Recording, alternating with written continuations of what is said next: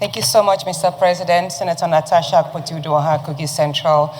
I stand to lend my voice on the second reading of this very crucial debate, which seeks to expand the legal and regulatory framework in the financial sector. And I'm going to speak on two very critical issues. Today, many of our youths have found careers and jobs on social media.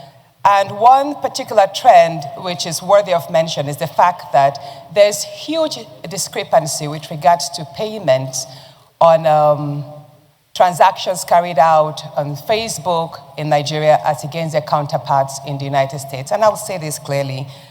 Per 1,000 views, I'm speaking for the content creators because, trust me, this social media has become today a very critical source of income for our youths.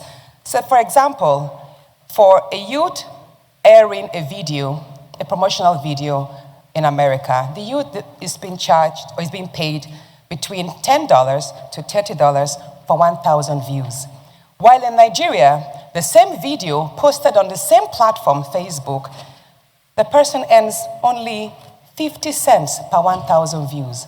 And when you look at the reason for this discrepancy in payments, you see that it's largely because of the irregular or pretty much non-existent payment systems and regulations on online transactions. So I do believe that when this framework is done and is implemented, you will see that Nigerians earn as much as their counterparts in other countries. Thank you, Senator Anderson Shomoli. Thank you, Mr. President.